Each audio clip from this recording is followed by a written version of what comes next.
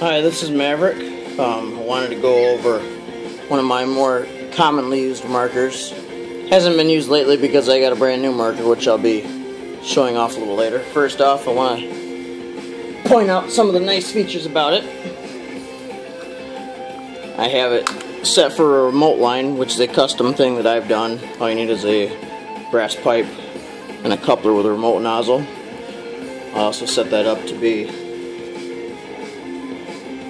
with the quick disconnect, and you can reattach the ASA.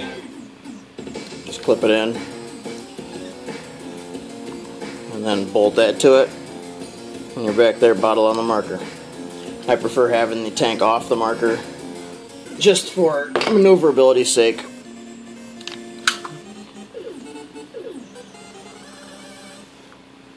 I have it set with an apex, my own homebrew modification with a foregrip. Steve Necro Kaltenbach of the SAS Woods Ball says that foregrips are for people who believe that the recoil of these paintball markers is so realistic you gotta hold the barrel down. He's like, bah, bah, bah, bah, bah, bah, bah, bah, bah, bah. I agree with Steve. You don't need a foregrip. The foregrip for me is just somewhere to comfortably rest my hand instead of on the rail, because my hands have been chewed up quite a bit just from the rails themselves. So for me, it's just something extra to grab onto instead of grabbing onto this and cutting my hands up further. I also have it set up with a carry handle with removable AR-15 rail mount and the Magpul CTR stock, which is a 6-position stock. Some of you may notice this marker. You might be like, oh look, it's the new Storm. No, it is not the Storm. The MKV was designed with these modifications in mind, and the final product, in my opinion, Omar and Rap4 have made their own MKV style marker, which, you know, this is a workhorse, being that internally this is a 98 custom BT4 Project Salvo Alpha Black. It has a lot of different parts that can go into this. The SW1, the Pro Carbine, and it's just a workhorse marker. I have outfitted mine with an anti-chop. The anti-chop technology, they didn't develop a lock bolt for this, but with the Storm coming out, it will have a lock bolt, so that's kind of nice. ACT, anti-chop technology. If you don't know what it is, basically I can put my finger here in this breech. I'll pop it off for you. If there's not a ball in the breech, the marker won't fire. There's a little spring in here. There's an extra spring in here and an extra linkage arm. You can see there's a cutout so that if the ball is not completely seated, my finger being the ball, it won't chop the ball, and instead the bolt will stay back and the linkage arm will go over it, will go over the hammer and not chop the ball. So I put my finger in here, pull the trigger, nothing happened.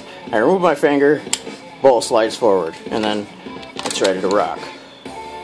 So without it, you can see it just goes home. But as long as I have my finger in the breech, nothing. Didn't hurt, no cuts, no damage.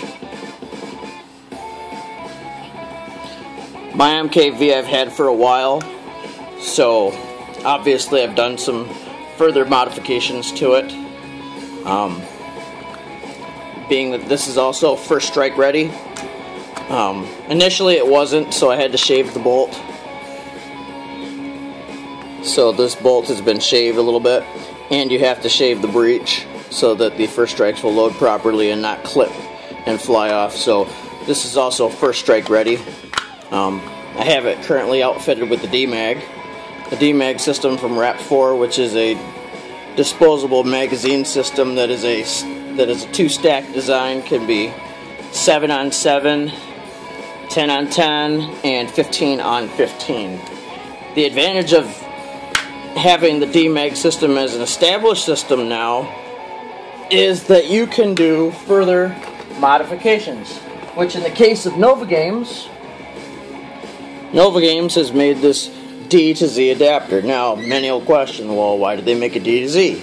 Well, Z stands for ZetaMags. Also compatible are Tippmann magazines.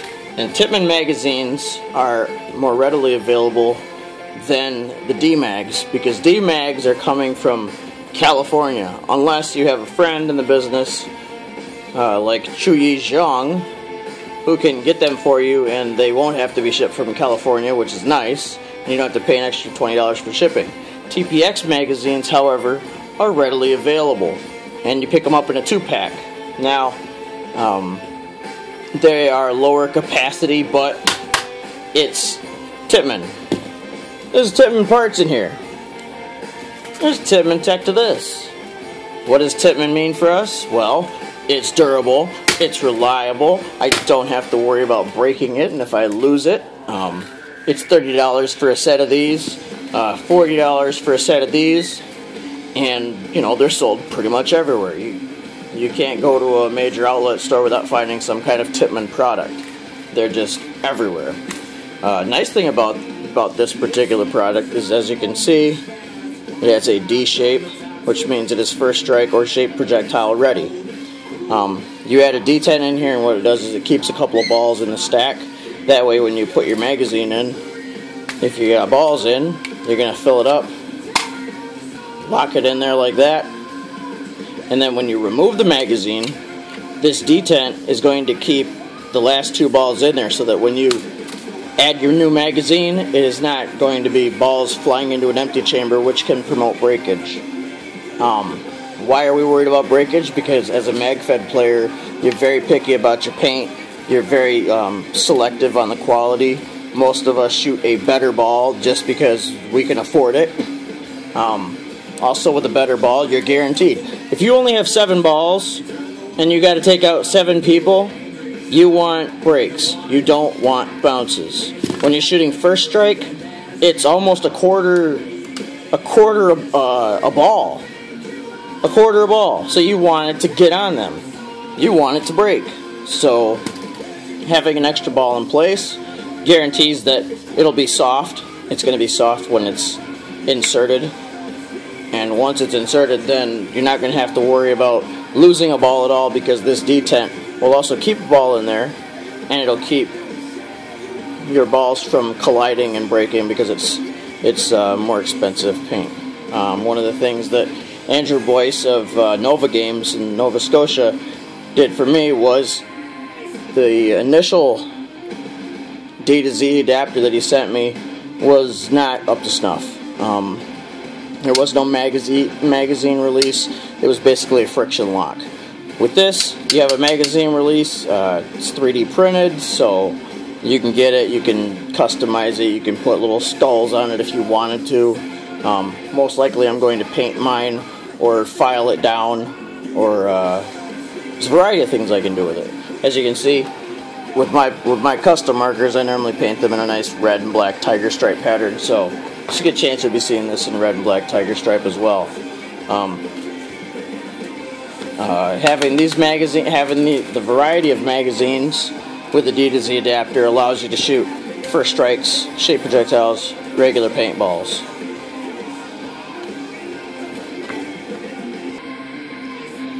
My MKV is also outfitted to take not only the D-Mags, the D to Z adapter, but it is also set for Rap4's proprietary T68 magazine, and as I mentioned before, the D magazine, which is a very sturdy platform, nice hard plastic, and if you break it, it's $5 to replace.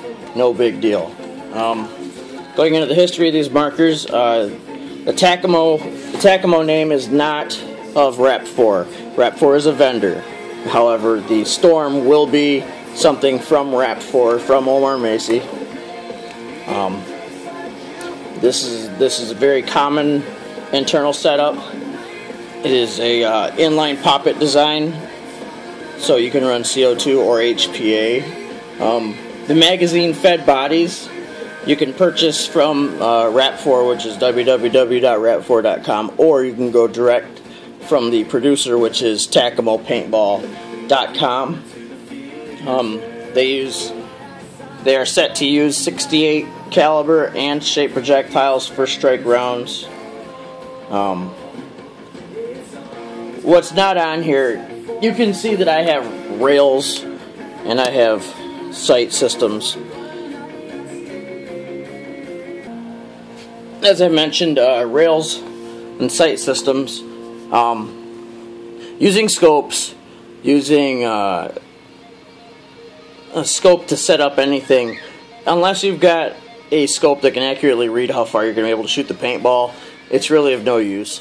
Paintballs arc out and down unless you have like an apex. If you have an apex, you can change the trajectory to roll down and then go up, or go straight up and then come down, or hook left or hook right, however you want it.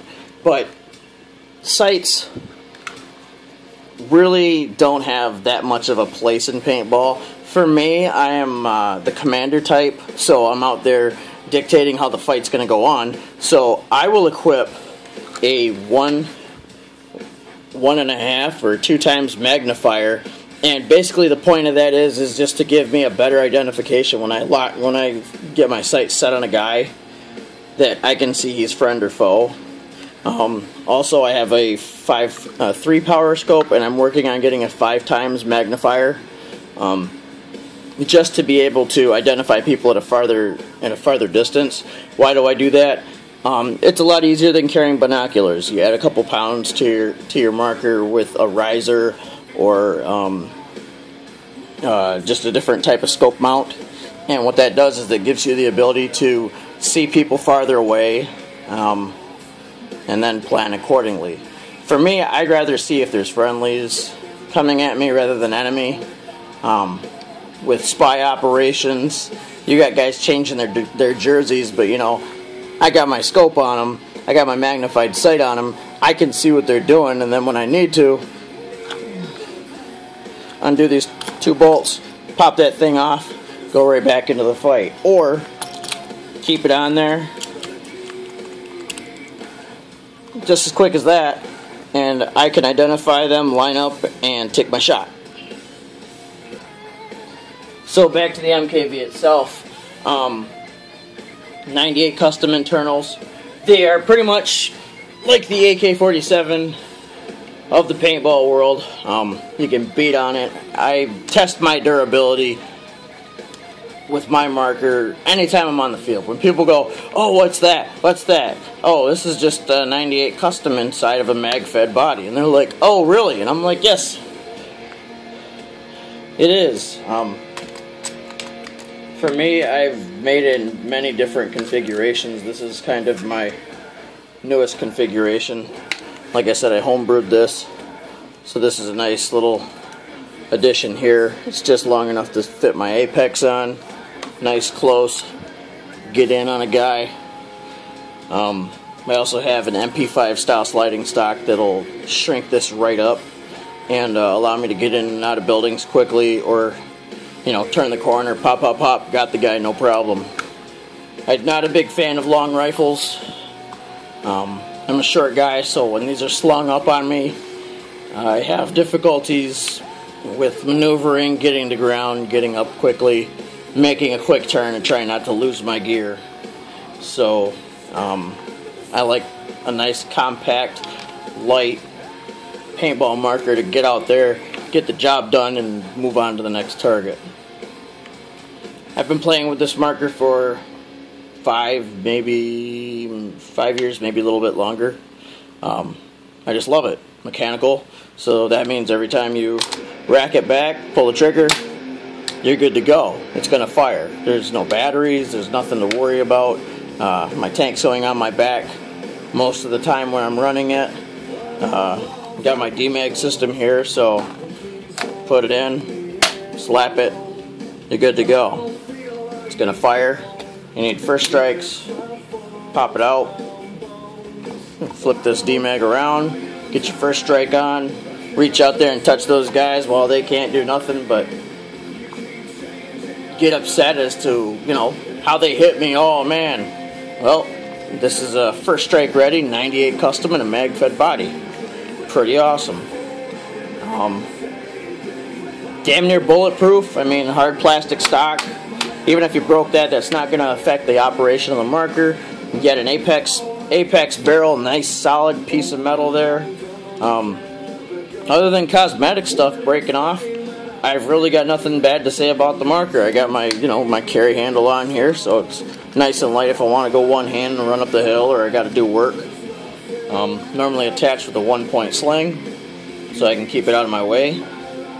It's just a sturdy and reliable marker. I have yet to replace it. I have yet to switch off to anything else for a long period of time outside of my pumps. But those will be reviewed a little bit later. So, for all those who are curious, like I said, this is my MKV. Thanks for watching, and I'll catch you next time. Bye.